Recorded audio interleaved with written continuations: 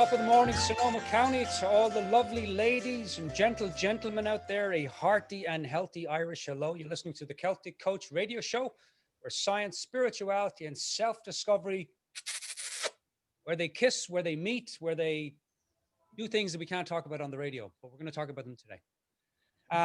If you're listening to us on the radio, you'll pick us up at 92.5 FM, F for Frank, M for Matilda. And if you're flying around in the cosmos on one of those flying machines, you will pick us up online at kows.fm. Or if you have a dial in that radio machine of yours, you can pick us up at 92.5 FM. Cows Radio, the world's greatest, and I do mean the greatest with a capital G, community radio station. All right, now, and hello to all the people who are listening in on all those social media sites that I'll be posting this right after the interview today. Boy, oh boy, oh boy. We have got a great show for you today. I had to get up at 4:30 this morning and meditate for an hour or two just to keep myself from running to the computer to call this guy and say, hey, can we do it now? I was really excited to interview our next guest. Now, instead of reading his bio, I'm just going to share some takeaways. I had the opportunity to watch his book. And by the way, Stephen, I had to practice saying Aconcagua. I mean, I had to practice saying that a lot. Yeah, well, you wouldn't be alone, my friend. It's a tough one, but I think you got it. Aconcagua. Aconcagua. There we go. All right. I'm glad I'm sober. The Aconcagua Man Project. That was a movie that Stephen created. He hiked over 22,841 feet. And did that with high blood pressure, by the way, and took, I think it was 8 men and 6 of you made it, Stephen. Is that correct? There were 7 of us on the team and 5 of us made it to the summit. Yeah, wow, just incredible. And so I had the honor of watching that movie and reading Stephen's book, Get Real, which I really loved. The biggest challenge I had with this interview today was I had 5 pages of questions that I wanted to ask Stephen about the book and the movie, and so I put it down to about 6 or 7. So hopefully we'll get through those today. But Stephen has been doing leadership and creating leaders and helping leaders for many years. He's also someone who I get the distinct sense and impression from that he's someone who when I read his book, I thought, how do I describe his book? And I thought, a delightful and helpful kick up the arse. That's how I kind of experienced your book, Stephen. And I loved it. And we'll talk a little bit. There's parts of the interview, we'll talk about that today as well. But I was really excited to bring Stephen on because I feel he's someone that's a man who's walking his talk. I feel that he's a man that not only seems to have a good spiritual foundation, and our show is the art and science of science and spirituality, and how those and coaching combined. And so if there was ever a poster child for science, spirituality, and self-discovery, I would say our next guest is it. So without any further ado, please put your virtual hands together for my guest today. We're going to be talking about the Everyday Leader interview today with Stephen McGhee. So hello, sir. Well, thank you for that warm and delightful introduction. It's generous of you, to say the least, and I'm really excited and happy to be here too. Although I have to say I did not get up at 4:30 a.m. to meditate today, but I do meditate regularly, so I appreciate knowing that about you too, my friend. Yes, yeah. But meditation is one of those things, mate. It's kind of like cabbage. I know it's good for me, but I don't always eat it.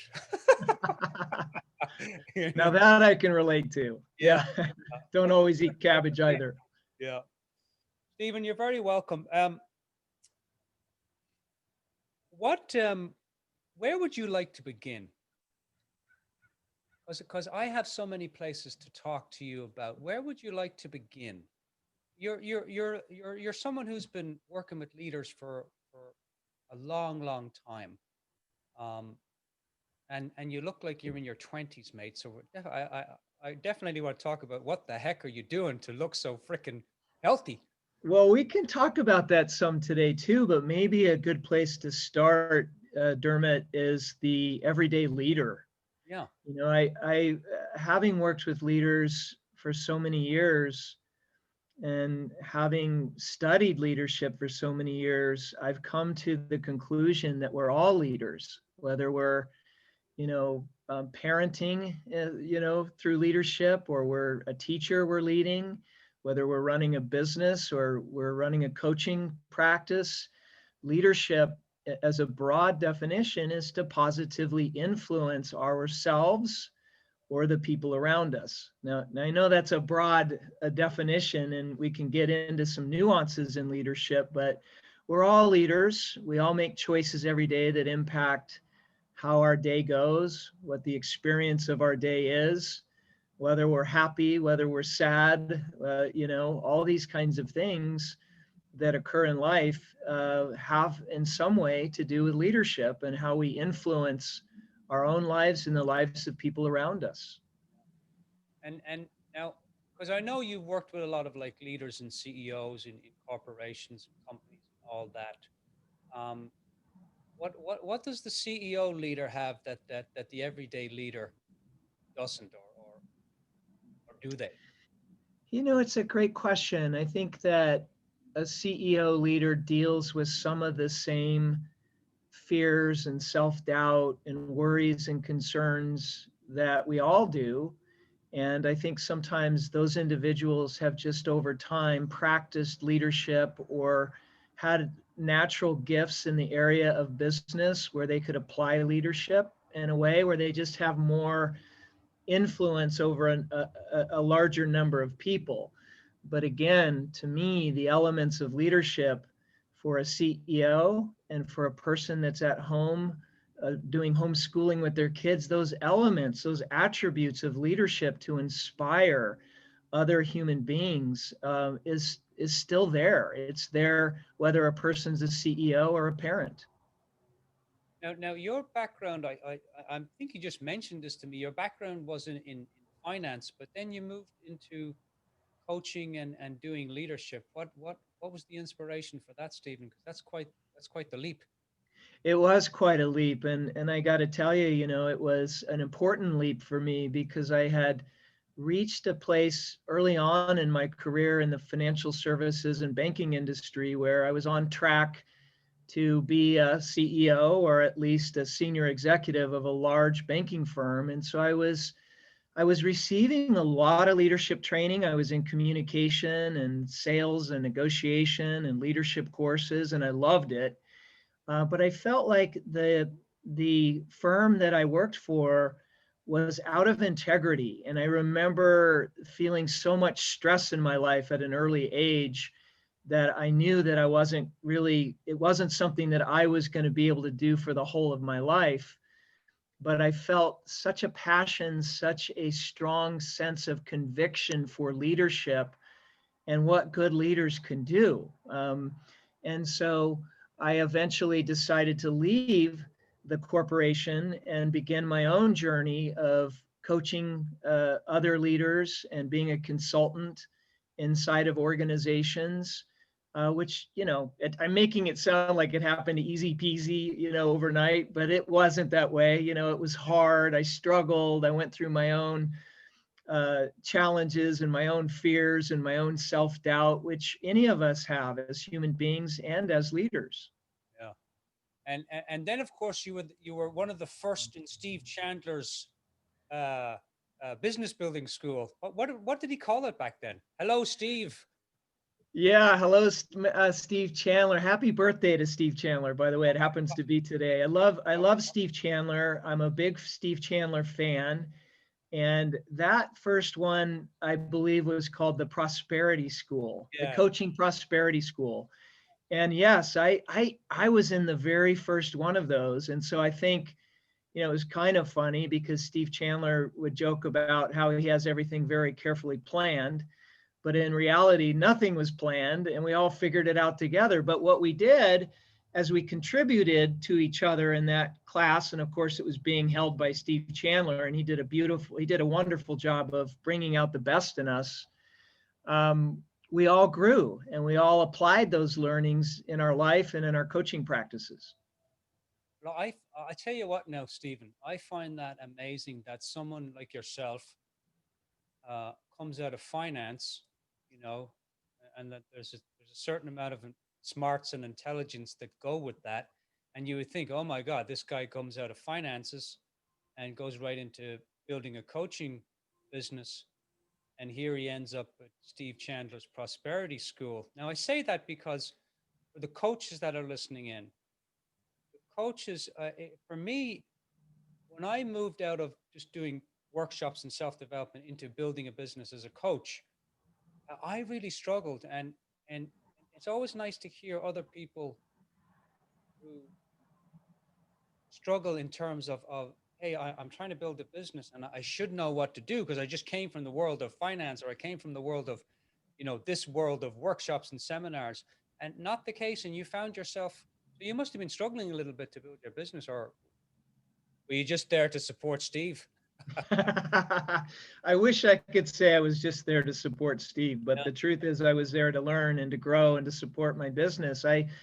Like many coaches, and maybe I know there are a number of coaches that listen in on your show regularly. So I would say to those people, you know, this is a simple business, but it isn't an easy one. And so I reached out after I failed miserably and struggled and realized that the coaching industry and the coaching business was just different. It was different than what I was used to.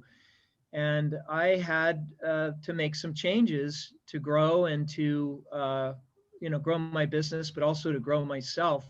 So yes, in a way, I wish I'd have reached out to someone sooner than I did, because it doesn't have to be done alone. And I think a lot of coaches feel like they got to figure this out themselves. We've got this passion to make a difference in the lives of other people or other leaders or businesses. And we don't have to feel like we don't have a community or that we're all alone in how we go about that. And I can remember some lonely days early on. I would be all dressed on a Monday morning, ready to serve and ready to help and ready to potentially make a difference. And I had a desk, and I would sit at my desk and I would be like, I don't know what the hell to do first. Like, As what many do I people do? And it was the worst feeling. But anyway, we all learn and grow, and that was part of my journey. And I'm sure it's been part of yours, I'm sure, as well, Dermot. boy, oh boy. And you know, I came to the same conclusion you did, which was to ask for help, because I'm a big, you know, I left home at 15, 16, and you know, do it all myself. And for years my mother used to say to me, my mother, bless her heart, was a coach. She didn't know it, but she used to say, you know, Dermot, you alone can do it, but you can't do it alone. And I always thought, boy, what rubbish.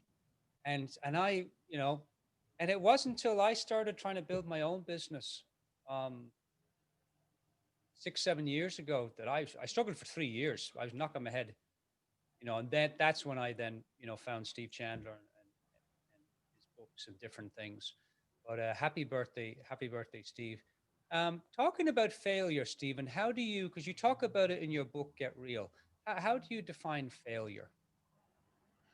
Well, to me, failure is, and maybe it's a little different than how some people look at it, but if there's something that I want to accomplish, a result that I want, or I want to grow in some way, and I haven't really done everything that I know to do to get that result, that's where the failure comes in. So to me, it isn't like if a person had a goal, a fitness goal, let's say, and they just didn't, that person, and I have in my life at times done these kinds of things where I didn't do everything I knew to do. And that's the distinction. Everything that I know to do, then in a way, I haven't been successful because I haven't done what I've known to do. And so to me, it's less about getting the specific result. It's more about, was I in my integrity as a human being? And did I do all the things that I knew to do to get that result? If I haven't, then that word failure comes in. But at the same time, and I think you would agree, because you and I share so much. You and I share so much in the similarities in how we see things. I think you would say too, I don't really believe in failure, because there's just using everything that happens to learn and grow, using everything for my advancement. So failure is a way to uh, make mistakes and grow from those mistakes and move forward. So how do you hear all that, Dermot? Does that make sense? Yeah, yeah. I mean, you know, I used to think that failure was giving up, but I'll tell you, I've seen in my life, Stephen, where I've given up things and I've come back to them. And so and more so now than ever, I look at failure, especially if I say, oh, I've given up something. The guitar is a great example. Love it. That poor guitar has been sitting there for 150 years, and I can play, maybe 5 chords on it, and I come back to it, and I used to just beat myself up about not playing the guitar regularly and the discipline of it and all that stuff. And me and the guitar, we've kind of become buddies now. And so now I just pick up the guitar when I feel to. I don't have you know, I have certain disciplines in my life that are very helpful, but to have a discipline around the guitar, it just wasn't helpful for me. So Yeah. now I have a kind of like, oh, you wanna hang? Okay, let's hang out. I bang on the guitar. Well, and it looks pretty cool sitting there too, Dermot. It's It's like, for show, Steve. I mean, even the yeah. microphone is fake. It's just for show. It- I can relate to I can totally relate to what you're saying with that. There's just some things where in the past I would put such tremendous pressure on myself that the pressure in and of itself um, can kind of work against us sometimes. And I know people have different opinions about this, but man, after over 25 years of coaching people to success and results, we do much better I feel like we do much better as human beings when we're creative, and when we're, feeling good about, you know, and optimistic about possibilities and different things that we can try. If we're super concerned about screwing up or making a mistake, then we're constricted and we don't get that creative flow. So I'm a big fan of creativity. I'm a big fan of trying new things. I'm a big fan of failing fast. I'm a big fan of, trying to do the very next thing, even when I don't know what the next thing after that thing is. I find that to be really helpful in terms of success and getting results. And I totally get that, Stephen, because I used to live in the world of grab the bull by the horns, grab life by the horns. And when I really thought about grabbing a bull by the horns, it's probably not a really good idea. You know, Probably wouldn't feel too good. Probably not. It could go south. And I find just showing up and doing the next thing in front of me, it helps a little bit more than that. Um, you had a line in your book in Get Real. I'm just looking at it here. It's just a beautiful line. Leadership is presence in action. Would you tell now? Because I thought about that and I said, boy, that sounds. I'm not 100% sure what he's talking about, but um, being the advocate for the listeners, what did you mean when you said that, Stephen? Well, there's so much in the world today about, the topic of the spirituality of leadership and being present. Um, and I think that great leaders really care. And when a person really cares and they're really listening to the person before them, there's a lot of presence. And by presence, I mean they're really there. They're not on to the next thing. A lot of people in the world today are super stressed and overwhelmed and challenged with having enough time in the day to get it all done. And so presence has become something that I think is unfortunately a rarity. with so many people trying so hard to get it all done. And it's kind of counterintuitive, Dermot, because if a person has a lot to do and they're overwhelmed, the best thing that person can do is get present. Because when a person's present, they're thinking more clearly, definitely have more creativity, which we spoke about a minute ago, and decisions just come from a more uh, solution oriented place, an easier place. It's not as hard for me in my life when I'm super present. And that's what I meant by that line in the book, Get Real. You find now with COVID and everything that's going on, Stephen, how do you if we were to talk about the everyday leader, how would an everyday leader navigate through COVID right now?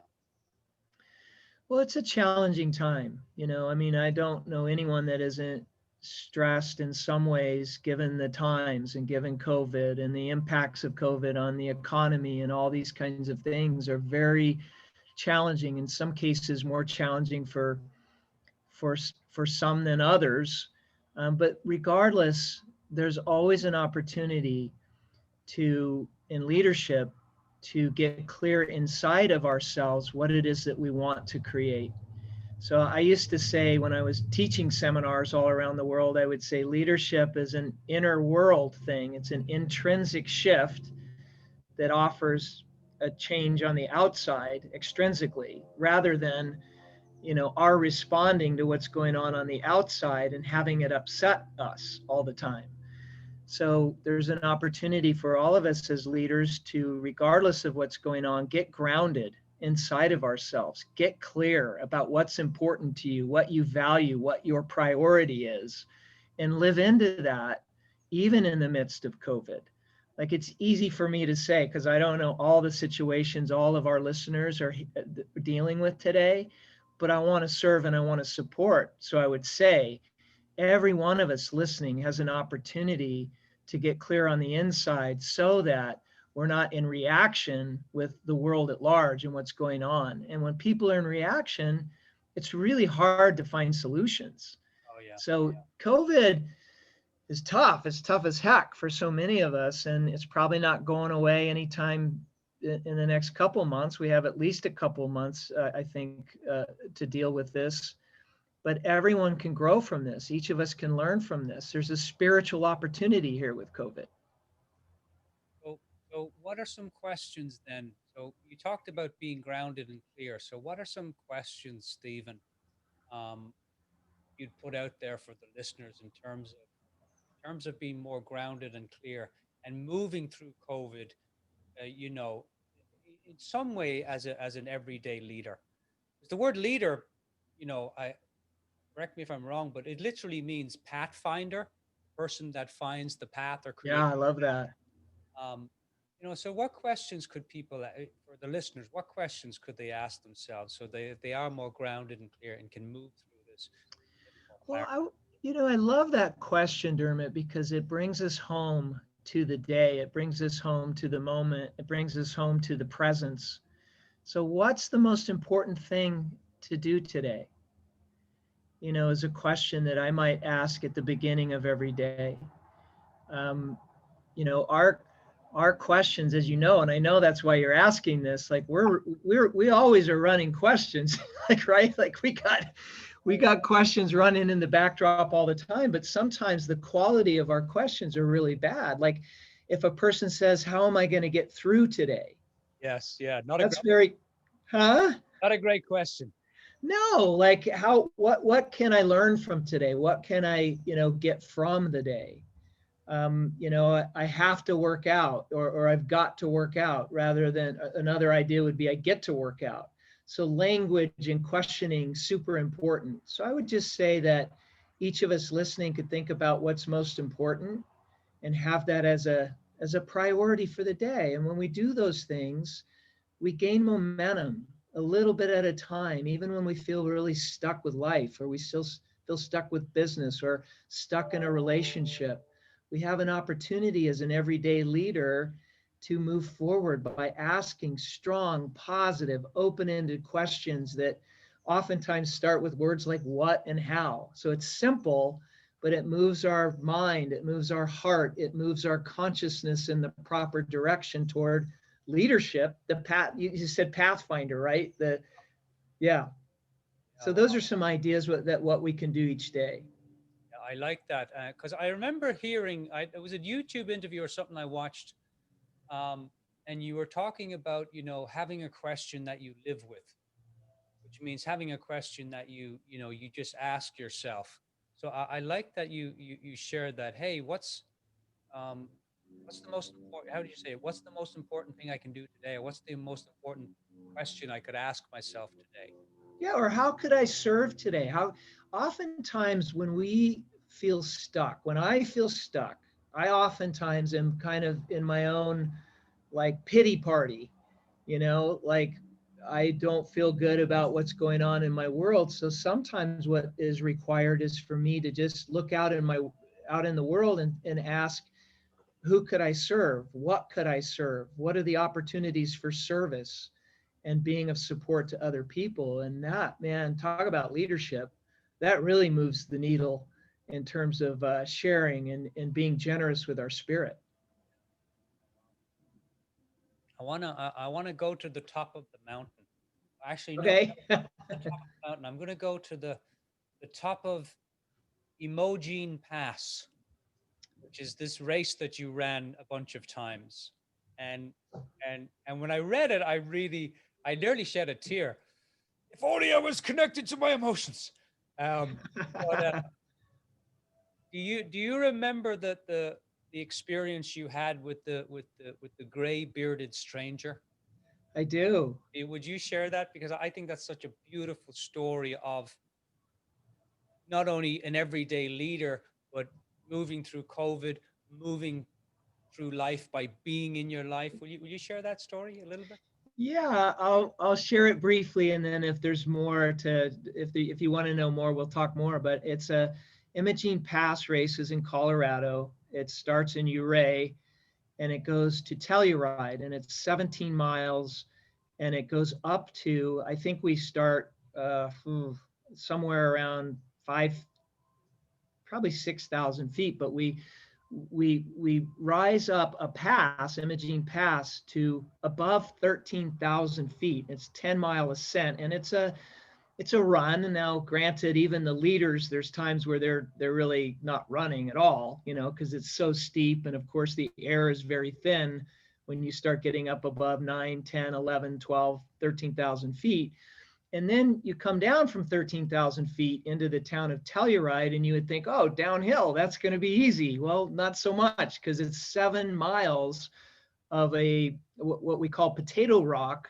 And so you're twisting your ankle and you're trying to run down, and it's very steep. It's a 20% grade. So people fall and get hurt and all this stuff. Anyway, I was on the way up to the summit, and I just felt terrible. Like I wasn't having a good day, and I was having a pity party. And I just thought, why am I doing this?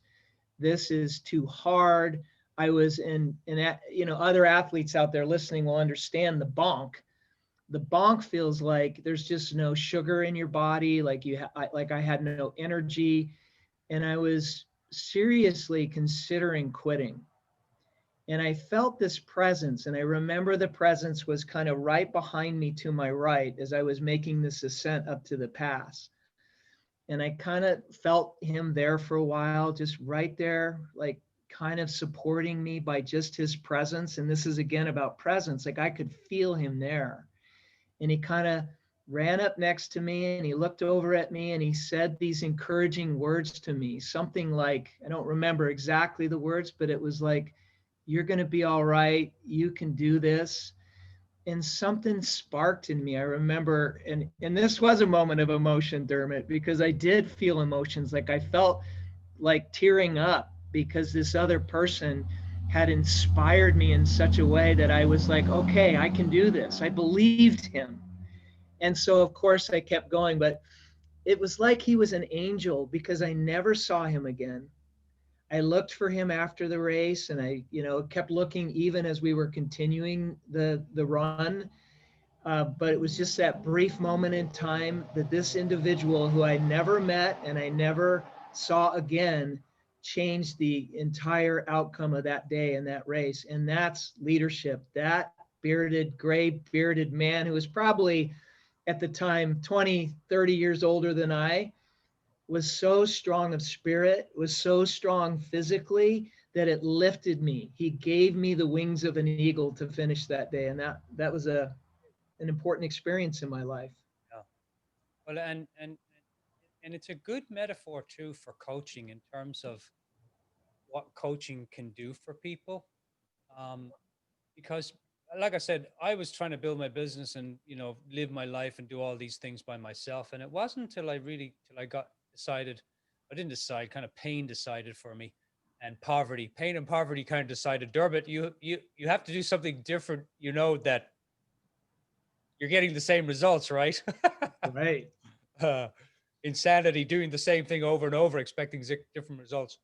And it wasn't until I asked for help and got a coach. And I think that's one of the things that I really want coaches to hear, because I have so many coaches that I talk to, and myself included, at least back in the day, I used to think, oh, I have to be more skilled as a coach, and all those things are important.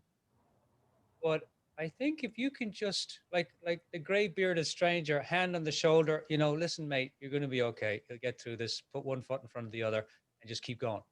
And and I think we can offer that for our clients. Um, we don't have to be Tony Robbins.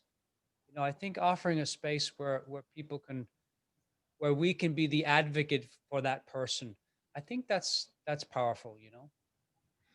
I do too. I think that's in many ways the essence of coaching, and why the profession of coaching is stronger now than ever, and arguably will grow at a greater pace. There's never been a better time to be a professional coach, and there's never been a better time for professional coaches to get good coaching. I currently don't have a coach, but that's rare for me. I'm a strong believer in having coaching, and have been coached by some of the greatest coaches on the planet, including Steve Chandler and Steve Hardison. The University of Santa Monica with doctors Ron and Mary Hulnick have been great coaches for me. And of course, a big reader. I love to read books and study a lot. So I really agree with what you're saying, Dermot. We all need help, and there's nothing wrong with that. It's just like the hand on my shoulder, like a little bit of a gentle, like support system to move us forward in times when we're struggling. Yeah, And I know you do that, right? You coach coaches. yeah, Yeah. yeah. Sometimes I coach them. Sometimes I kick them up the arse, but lovingly. Yeah, very lovingly. Yeah, well, I love what Michael Neal says, that coaching is loving disruption, and Right. I like to add to it, loving respectful disruption. Um, Very beautiful, very beautiful. Um, if you could, if you could take everything you've learned from all the coaches that you've gotten coaching from, and you could stick it on a T-shirt, what would it be, Stephen? Trust. Trust. Trust yourself. Trust the universe. Trust. Yeah. Thank you for filling in the blank, because it would be just TRUST, but it would mean trust the universe, trust God, trust yourself, trust the process. Like, you know, trust that you're where you are and what's going on in your life is perfect in some way, even when it doesn't seem like it, even when we're struggling, even then. And always easy for me to say, right? But I have had times in my life where all I knew to do was trust, and that was a good reprieve. So and so yeah, and many other things from coaches, but you know, a lot of what I've learned from the coaches in my life was through their demonstration and how they lived. You know, that comment earlier about presence. Like, I think some of the greatest coaches have just really clear, strong, loving presence in how they interact with the world. I would agree with that. Um, I often tell the coaches, if you're talking more than the client, something's up. Mm. You know, um, what do you say to people, Stephen? Because you've worked with a lot of people over the years as a coach, and what do you say to people? Because I find that a lot of people right now, um, because there's a lot of fear going on, and people are outside their comfort zones, and that can be a scary place to be. I know that firsthand. But what would you say to people who say, I don't know what to do with my life? Like when you get a client that comes to you and says, "Look, I don't know what to do with my life." How do you coach them? What are some questions you ask them? What do you say to them? Well, the first thing I would say is it's okay. Wow. It's okay that you don't know what to do with your life. Like, there's nothing wrong with that. I don't know a human being that at some point in their life hasn't known what to do with their life. Yeah. Multiple points. Yeah, multiple points for me.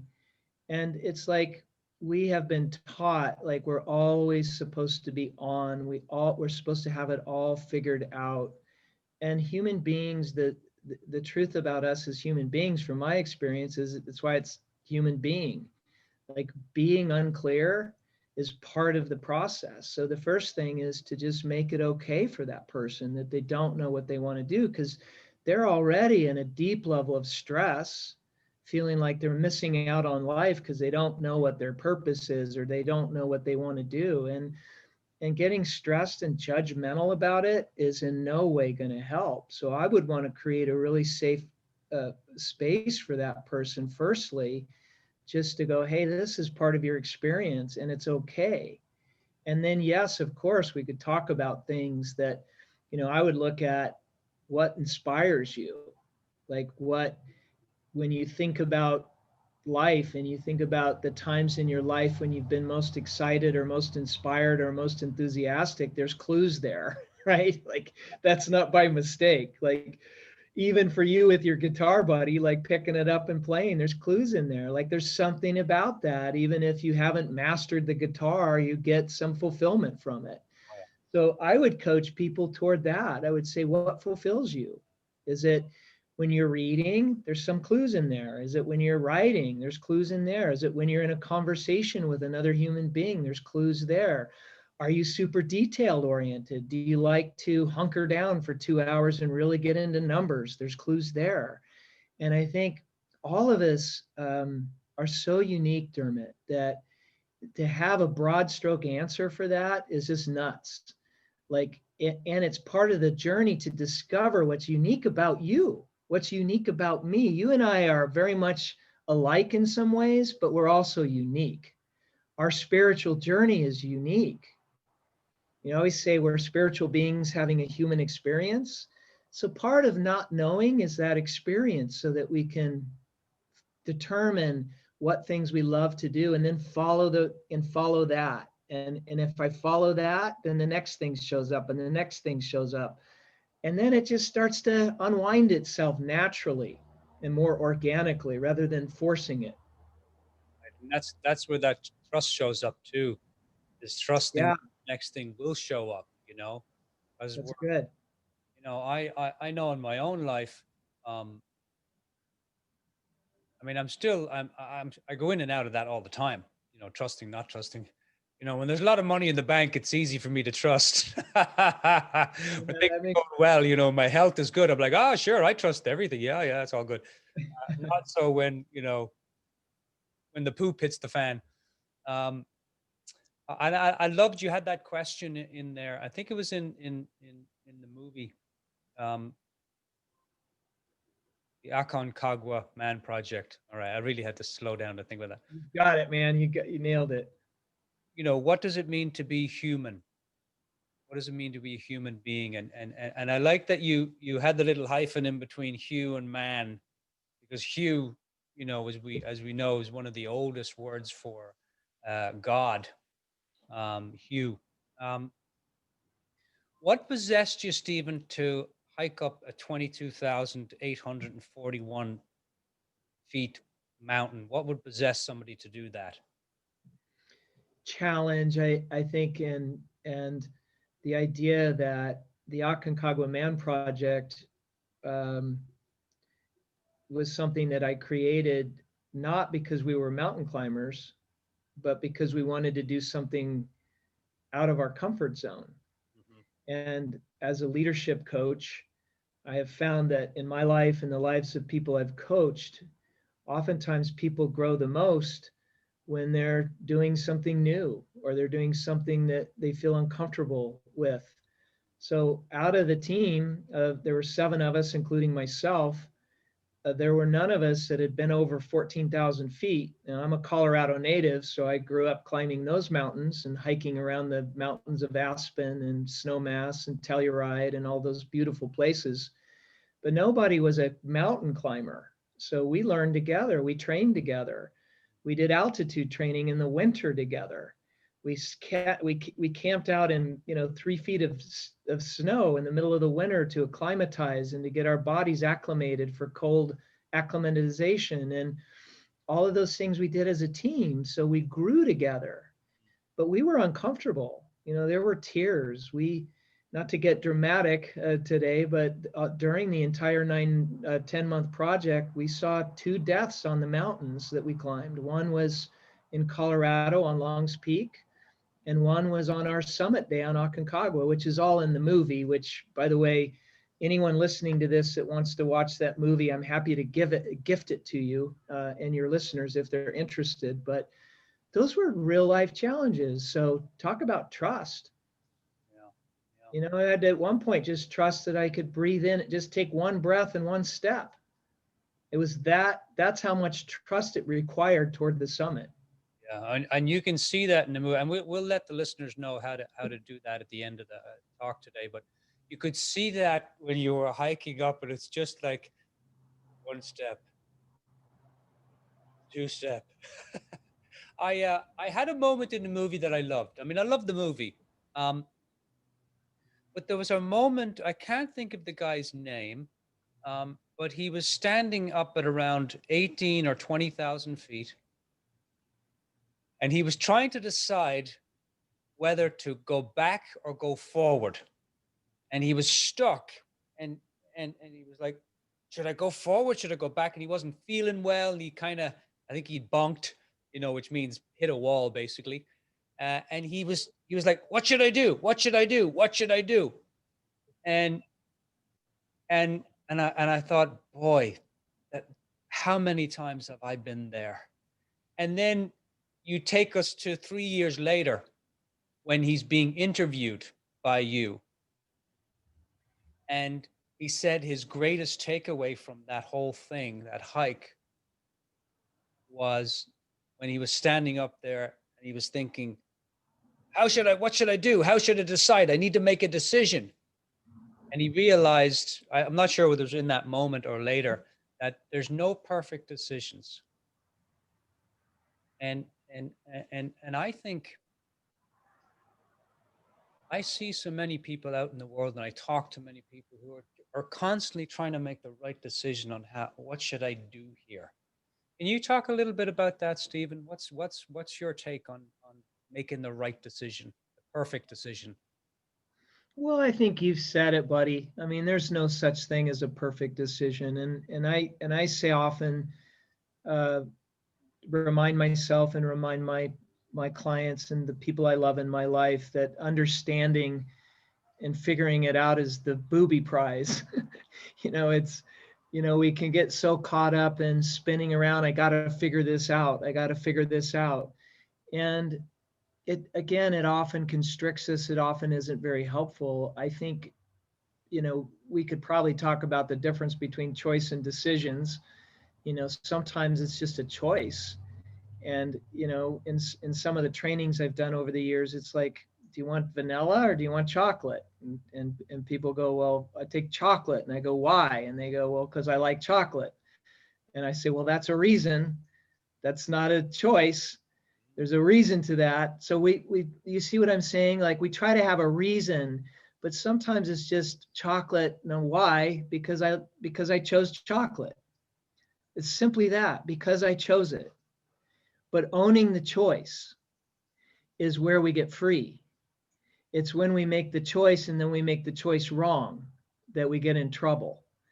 Because it's just all part of this idea we're talking about in your wonderful show today about the spirituality of this, which is that's how we learn. That's how we get wise. We're all going to make mistakes. There's no such thing as a perfect decision. There's no such thing as it. And I know there have been times in my life I kind of go, maybe I should have done that. Well, should is a judgment, you know.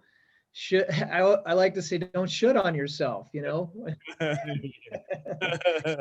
But that's how I see it. What do you think about that? Well, you know, there was a line in your book, Get Real, and I don't know if I wrote it down. Maybe I don't think I did, but you basically said, you know, there's no way to know if the decision is bad or good until you've actually um, made the decision and had the experience. So you can look back and say, oh, well, that was pretty good. But boy, we spend an inordinate amount of time trying to make the right decisions, trying to make the perfect decision, you know. Again, I include myself in that. Boy, oh boy. Um, I want to get to, you opened the book with this, and I thought, boy, what a way to open a book. By the way, why did you choose Get Real as your title for your book? Because it's pretty like hammer on the head, hammer on the nail type of thing. It's not, you know, Yeah, how to yeah, be prosperous or it courageous. was a, You know?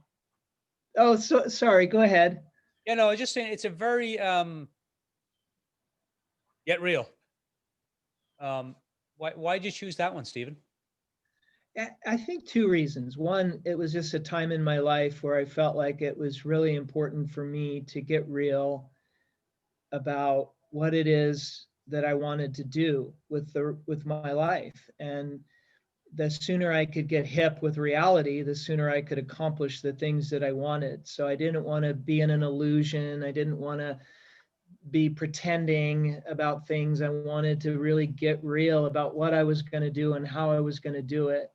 And the second reason is I felt like at that time, which goes back a number of years, there was a lot of information, and I'm not critical about anyone else out there in their work. I'm sure that they have every right and every good reason to put out what they want, but there was a lot on manifesting results through thinking about them, Yeah. like kind of like sitting on the couch and hoping that the pile of money was going to appear, the spouse was going to appear without going on dates or whatever. And I was like, this isn't helpful. You know, to a degree, it's like people were so disappointed at that time on the planet, and like, why I can't figure out why I'm not happy doing all these things about thinking about what I want. And it's like, no, you know, spirit meets us at the point of action, not before. Yeah. And that's a gem right there. That came from a way shower. I call him John Roger. His initials were JR, but the spirit meets us at the point of action. You know, Melissa Ford gave me his book, um, Serving and Giving. Oh yeah, And that's that, yeah, I'm one not, of many.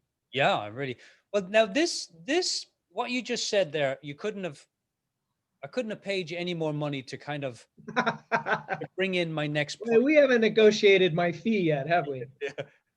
Yeah. Later, Stephen. Um, one of the things that you opened the book with, it was in chapter 1, and it pertains to this because I bought into The Secret. I bought into eating potato chips and visualizing everything and not doing a bloody thing to actually help make it happen. So I totally bought into that and taught it to people. But nothing against The Secret or any of that stuff. No, we wouldn't. Not to name any names. No. Whatever, you know, disclaimer I'm supposed to do it. That's pretend I just said it. Okay. You say chapter is enough visualizing, get into action. Amid all this talking, thinking, mental processing, It's easy to forget an ingredient without which no one ever accomplishes anything. Action. Why do we know to take action, Stephen, but we don't do it? We'd much rather visualize ourselves doing it instead of doing it. Why is that? The short story is, and not to get too deep into the psychology, but it's unconscious patterning. It's like we do what's familiar and we do it unconsciously. So I have a saying called mood follows action. And we think that the mood comes first. Like I got to feel like doing this thing and then I'll take the action, but that's not accurate.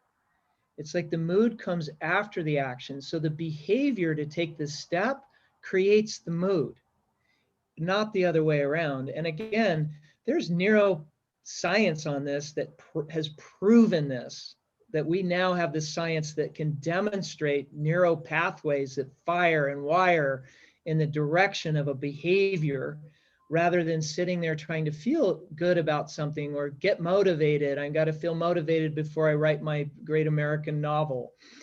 Wrong. Like sit down and write what you feel like writing. And, we all have examples of this in our life, but that's why it's so hard to overcome that when we're stuck in a rut or we're stuck in our unconscious patterning. And does that language make sense? Unconscious patterning. I mean, it's fancy language, but it really just means what we're used to doing. Yeah. As Bono says, stuck in a moment I can't get out of. Oh, I'm so glad you brought some music into our interview. I love that. I was hoping you were going to break out in song today. I haven't heard you sing yet, but. Oh, I drive the missus nuts here. I'm constantly singing. Stephen, did I ask you what we're gonna finish up here in a few minutes with a series of little questions that are not serious at all. Did I ask? I know your favorite movie is the Peaceful Warrior. Book. Or the book, yes. Yeah. What did you say your favorite movie was? I loved Braveheart. I mean, there's so many. Yeah. It's so hard when you ask me that because I'm like, I love so many books and so many movies, but if I had to like today, I love the movie Braveheart. Yeah. Music genre, because I know you like music. Do you have a genre of music that you like? Oh, that whole like Bruce Springsteen, Bono, Journey, Styx, Boston. I mean, I was born way before you, so I love that time. I love that genre. That music was just the best. I mean, the Eagles, all that stuff that we still hear today, by the way. Oh my gosh, I was just listening to Journey. I think there's a documentary out there about Journey, how they found their new lead singer. Oh, it's a good one. I've seen that one. Yeah. I haven't seen it, but I heard it was really good. They found this karaoke guy who can sing the songs like amazingly. So yeah. I'm a big Bono fan too. Big 80s fan. Love the 80s. Yeah. All right. Now, I kind of started us off with this, but I wanted to finish on it because, and this is just to find out a few little things. Like, you come across to me, and I know it's not acting because I come from the world of acting. I can spot actors. That's probably why I'm so good at coaching. I can spot the BS. Yeah.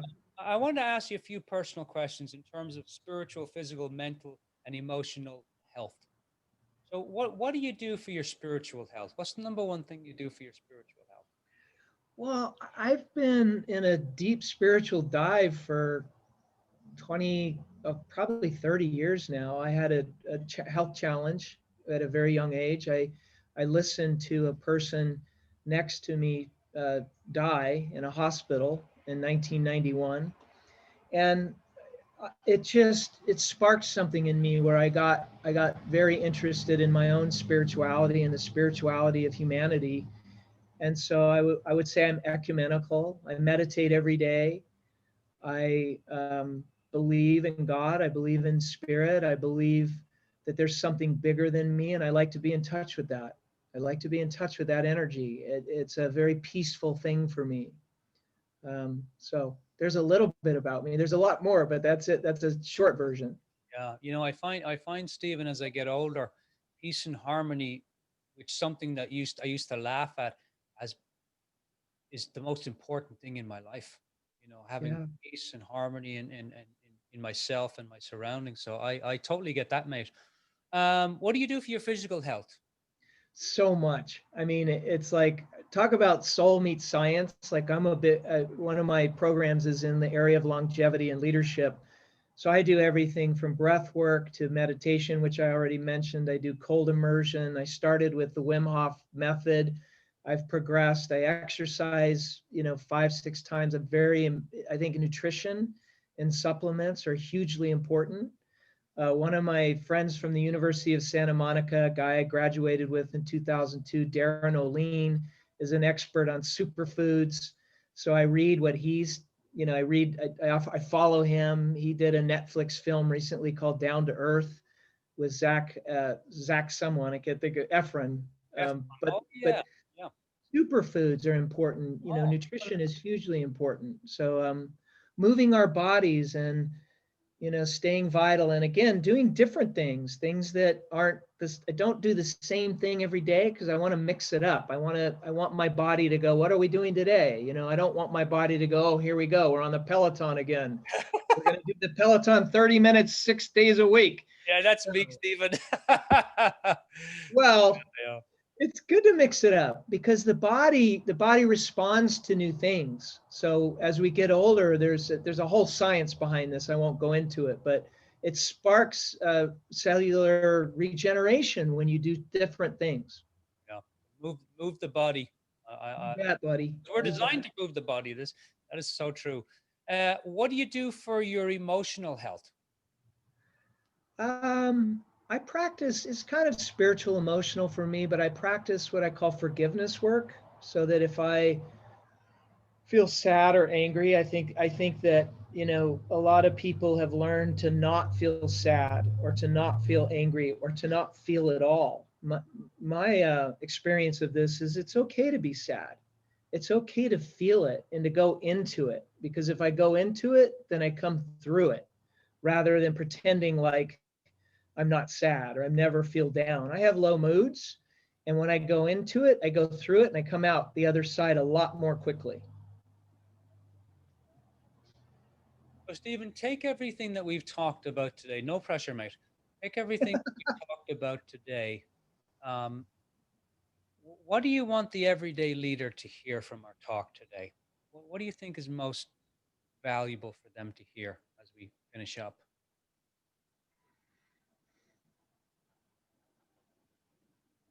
Well, first is that who you are, what you've been through, and what you will go through is perfect. And that as you go through these things, you're growing and learning just like all of us. It's universal. We all have that in common. We all have challenges in common. We all have victories in common. And I think that I would like the everyday leader to know, just like that gray bearded man on Imogene Pass, to know that you're not alone, that people care about you, and to pay attention to that, to allow that in your life, to allow people to love you and to care for you as you go about living your life and making a difference. Beautiful. Logistical, Stephen, if people wanted to find out more about your work, your books, the movie, because you said you'll gift the movie to whoever, how do they go about doing that? Well, my website is, McGhee leadership.com, MCGHEE leadership.com. And you can go to my website. All the stuff is there, including the trailer for the movie. I'd be happy to send the link, which I think you have, Dermot, on the movie with the code that would gift them. Is there a way that can go out to your listeners, or should I speak it out now? I can no, with your permission, I'll put it on the newsletter, which is going to send out this interview. So, with your permission, I'll put it on there.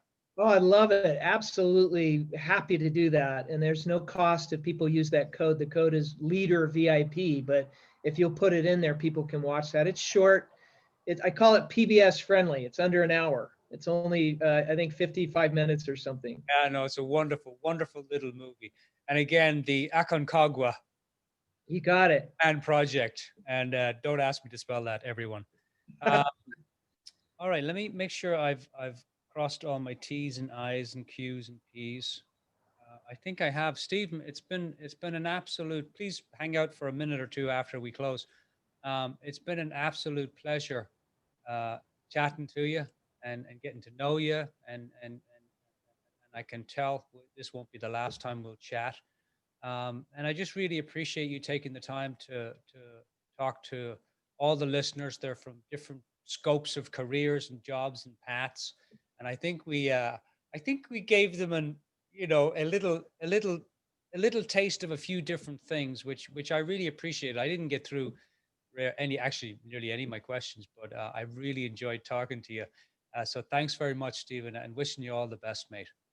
Well, thank you for that. And I just want to say back to you, thank you for the work you're doing. It's making a difference, especially at a time on the planet when we all need to come together in this way and have these kinds of conversations about how to inspire and uplift each other. And you, my friend, do a beautiful job of it. So I appreciate you very much in the work you're doing, and all the best to you as well. Yeah, thanks very much. Much appreciated. I'm going to play the music to take us out of here, but hang out for one more minute, Stephen. Love the music. If it's anything like the music we came in on. It's the exact same, Stephen. Oh, I love it. Mate. Makes me want to jig. Do a jig.